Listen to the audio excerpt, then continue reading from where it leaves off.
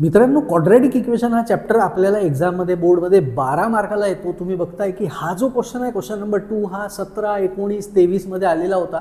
पुढचे जे काही क्वेश्चन्स आहेत ते मागच्या लगातार 2 एक्झाममध्ये येतात. तर आज आपण हे सगळे क्वेश्चन्स करणार आहे. ज्यांना पण बोर्ड एक्झाममध्ये छान मार्क्स मिळवायचे किंवा ज्यांना फक्त पास व्हायचं आहे, दोघांसाठी पण क्वाड्रॅटिक इक्वेशन हा चॅप्टर नीट येणं फार आवश्यक आहे. इवन जोपर्यंत तुम्ही मॅथ्स करत राहाल, मग तुम्ही 11वी करा, 12वी करा, इंजिनिअरिंग करा, काही पण करा, तोपर्यंत तुम्हाला क्वाड्रॅटिक इक्वेशन राहणार. सो आपण स्टार्ट करू. पूर्ण बेसिक सगळं तुम्हाला सगळ्या गोष्टी क्लिअर होतील. ओके, सो पहिला क्वेश्चन करतोय, write any two quadratic equations. So quadratic equation कोणाला म्हटलं जातं? ज्या इक्वेशनची डिग्री 2 असते. डिग्रीचा अर्थ सगळ्यात मोठा पॉवर. तर पहिल्या क्वेश्चनचा माझा आन्सर येणार 3x² + 8x + 10 = 0. सगळ्यात मोठा x चा पॉवर 2 आहे क्वाड्रॅटिक इक्वेशन. अजून एखादा आपण लिहून टाकू 6x² - x - 2 = 0 quadratic equation. So असे आपण किती लिहू शकतो बरं? इन्फायनाईट लिहू शकतो. आपल्याला 2 म्हटले होते, आपण 2 लिहून टाकले. ओके, सो मेन आता हा जो क्वेश्चन नंबर 2 आहे, हा आपल्याला 17, 19 आणि 23 या तिन्ही एक्झाममध्ये आला होता. सो काय करायचं आहे? Decide which of the following are quadratic equations. Quadratic कोणते आहे ओळखायचं आहे. पहिला आपल्याला दिला x² + 5x - 2 = 0. सो चल, सो पहिला क्वेश्चन होता x² + 5x - 2 = 0. क्वाड्रॅटिक आहे की नाही? आपण काय करायचं? स्टँडर्ड फॉर्ममध्ये आहे की नाही क्वेश्चनला चेक करायचं. म्हणजे क्वेश्चन ax² + bx + c या फॉर्ममध्ये आहे का? फॉर्ममध्ये नसला तरी चालेल, पण डिग्री 2 आहे का हे असणं आवश्यक आहे.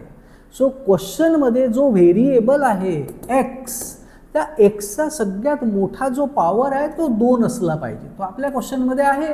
याचा earth it is a quadratic equation. So आपण आन्सर काय लिहिणार? आपण लिहिणार as degree is 2 it is a quadratic equation. Standard फॉर्ममध्ये असणं आवश्यक नाही आहे, पण डिग्री 2 असणं फार आवश्यक आहे. ओके, चल. सो सेकंड क्वेश्चन आता आपण करू.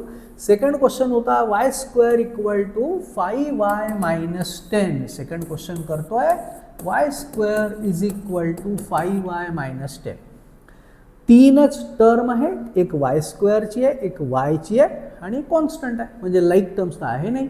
सो याचा अर्थ आपण कोणालाही सॉल्व करू शकत नाही. या लाईक टर्म असेल तर आपण सॉल्व करणार. जसं समजा फॉर एक्झाम्पल इथे अजून एक -2y पण असतात, तर या दोघांना आपल्याला सॉल्व करावं लागलं असतं, कारण लाईक टर्म्स आहे. आता सध्या आपल्या क्वेश्चनमध्ये काहीही लाईक टर्म्स नाही. मग आपण काय करणार? जस्ट चेक करणार डिग्री 2 आहे का. सो सगळ्यात मोठा पॉवर 2 आहे. So degree is 2. आपण लिहिणार yes as degree is 2 it is a quadratic equation. संपलं गणित. एवढं सोपं आहे. हे गणित चुकते. Question number 3. ओके, खूप मुलांचं चुकतात. 90% मुलं ह्या क्वेश्चनला गडबड करून टाकतात. काय गडबड करतात? आपल्याला सांगितलं होतं की डिग्री 2 आहे तर क्वाड्रॅटिक, बस एवढं बघतात की येस डिग्री तर 2 आहे, क्वाड्रॅटिक आहे. गणित चुकून जाईल. आपल्याला डिनॉमिनेटरमध्ये y कधीही पण नको. y मीन्स कोणताही व्हेरिएबल डिनॉमिनेटरमध्ये नाही असला पाहिजे, रूटमध्ये पण नाही असला पाहिजे. मग असेल तर काय करायचं आहे? तो डिनॉमिनेटरमधून काढून टाकणं आवश्यक आहे. मग आता याला काय करू शकतो आपण? मी याच्या खाली घेतो 1, करतो क्रॉस मल्टिप्लाय. आता एक कॉमन मिस्टेक मुलं काय करतात बघा. मुलं काय करतात या क्वेश्चनला? हा y घेऊन जातात. एक तर बरेच मुलं असं करून टाकतात की डिग्री 2 आहे, क्वाड्रॅटिक. करेक्ट, ठीक आहे, चुकलं गणित.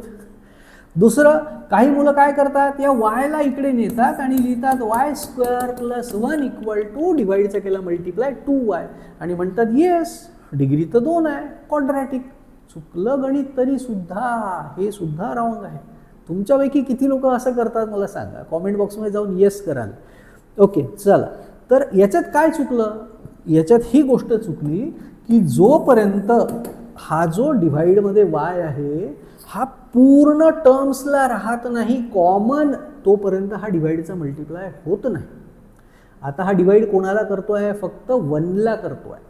लेफ्टमध्ये जेवढ्या संख्या आहे सगळ्यांना जेव्हा तो डिवाइड करेल तेव्हा डिवाइडचा इकडे जाऊन मल्टिप्लाय होईल. मग त्यासाठी आपण काय करायचं आहे, याच्या खाली घेतला 1, केला cross multiply. So Y square into Y is वायचा क्यूब प्लस 1 इंटू 1 इज 1. खाली आता 1 into Y is 1 Y is equal to 2. आता हा पूर्ण याला डिवाइड असल्यामुळे आता हा इकडे जाईल, डिवाइडचा मल्टिप्लाय होईल. मग आता इक्वेशन बनलं y cube plus 1 is equal to 2 into y, that is 2y. आता तुम्ही पहा डिग्री किती आहे. आता डिग्री तर आपली 2 आहे नाही, डिग्री म्हणजे सगळ्यात मोठा पॉवर. डिग्री किती झाली आता, डिग्री झाली 3, सगळ्यात मोठा पॉवर 3 आहे. So it is not a quadratic equation. So याच्यात लिहायचं as degree is 3 it is not a quadratic equation. हा इम्पॉर्टंट क्वेश्चन आहे, लक्षात घ्या. खूप मुलं हा क्वेश्चन चुकवतात. ठीक आहे, चल नेक्स्ट क्वेश्चनकडे वळू. हा पण क्वेश्चन बरेचदा एक्झाममध्ये आलेला आहे. ठीक आहे, काय करायचं मी आत्ताच तुम्हाला सांगितलं तसं करू शकता, किंवा दुसरी मेथड मी तुम्हाला आता या क्वेश्चनला सांगतो, म्हणजे तुम्हाला हे पण लक्षात येईल की यार याला सॉल्व्ह करायला आपल्याकडे अजून पण एक मेथड आहे. एक तर तुम्ही काय करू शकता, खाली 1 घ्या, क्रॉस मल्टिप्लाय करा.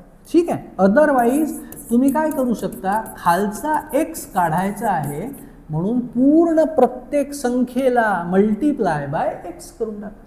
सो हा आला x इंटू एक्स, याला आपण इंटू एक्स केला, प्लस 1/x, याला इंटू एक्स केला, -2, याला इंटू एक्स केला. काय फायदा झाला, खालचा x कटून गेला.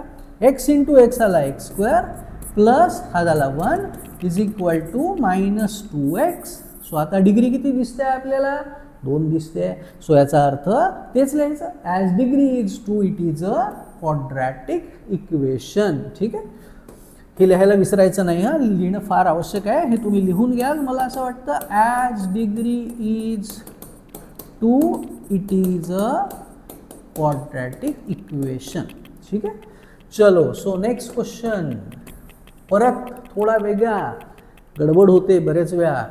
2 ब्रॅकेट्सच्या मध्ये काहीच नाही आहे. जेव्हा 2 ब्रॅकेटच्या मध्ये काहीच नसतं तर याचा अर्थ त्यांच्यामध्ये असतो मल्टिप्लाय. सो मल्टिप्लाय करायचं आहे. कसं करू आपण, फर्स्ट टर्म लिहायची इंटू हा सेकंड ब्रॅकेट लिहायचा, मग ही सेकंड टर्म लिहायची. आता कॉमन मिस्टेक, मुलं फक्त 2 लिहितात. हे साईन पण लिहायचं आहे. हा +2 असेल तर +2 लिहायचं आहे, -2 असेल तर -2 लिहायचं आहे. सो इथे +2 लिहिला, परत ही second bracket m-5 is equal to 0. जर तुम्ही फर्स्ट टाईम हा व्हिडिओ पाहत असाल, तुम्हाला आवडत असेल तर प्लीज चॅनलला सबस्क्राईब करा आणि बेल नोटिफिकेशन पण दाबा, सो दॅट नवीन व्हिडिओ तुम्हाला लगेच कळेल.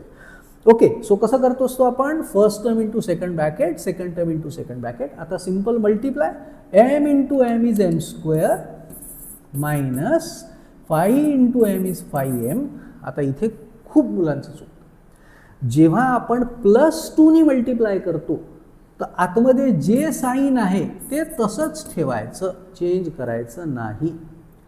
पण जर इथे -2 असता मग आतल्या प्रत्येक संख्येचं साईन चेंज करायचं. हे इम्पॉर्टंट लक्षात ठेवा. ठीक आहे, सो 2 इंटू m झाला 2m, हा मायनसचा मायनसच ठेवला. 2 इंटू 5 झाला 10 इज इक्वल टू 0. संपलेलं नाही. 2 लाईक टर्म्स आहेत, त्यांना सॉल्व करावं लागेल. सो m², छोट्या छोट्या चुका करायच्या नाही. बरेच मुलं याचा आन्सर 7m काढतात. जेव्हा साईन वेगळे असतात तेव्हा आपण मायनस करायचं आहे आणि मोठ्या संख्येचं साईन द्यायचं आहे, हे लक्षात ठेवायचं आहे. -10 इक्वल टू 0. आता पहा सगळ्यात मोठा पॉवर किती झाला, 2 आला, म्हणजे degree is 2. So it is a quadratic equation. Same answer इथे लिहून टाकाल. ठीक आहे, लास्ट क्वेश्चन यातला.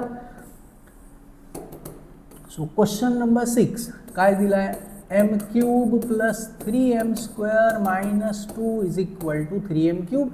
4 संख्या देऊन ठेवल्या आहे, त्यातल्या 2 आहेत लाईक टर्म्स, m³ m³, म्हणजे त्यांना सॉल्व करावं लागेल. मी दोन्ही संख्या एक साईडला घेऊन घेतो. सो हे असंच्या असंच लिहिलं मी, m³ प्लस 3m² मायनस 2, हा प्लस होता, इकडे आला मायनस झाला. लाईक टर्म्स आहेत, सॉल्व करू. साईन वेगळे आहे, 3 - 1 आला 2, मोठ्या संख्येचं साईन 3 मोठा होता, त्याला मायनस आहे, मायनसचं साईन देऊन दिलं. बाकी संख्या मी अशाच लिहून घेतल्या. ही पण संख्या अशीच लिहिली, ही पण संख्या अशीच लिहिली. झालं गणित. आता याला सॉल्व करू शकत नाही, अनलाईक टर्म्स. पॉवर 3ची टर्म आहे, पॉवर 2ची आहे, अनलाईक आहे. पण डिग्री किती आहे? 3 आहे. सगळ्यात मोठा power 3. So it is not a quadratic equation. So लिहायचं as degree is not 2, it is not a quadratic equation. I hope तुम्हाला क्वेश्चन समजले आहेत बरोबर. पुढचा क्वेश्चन बघा. 20, 22, 24, 25, 26ला जर नसेल आला तर 27ला येण्याची खूप जास्त शक्यता आहे, राईट. म्हणजे आपल्याला हे बघितल्यावर कळतं की खूप महत्त्वाचा क्वेश्चन आहे.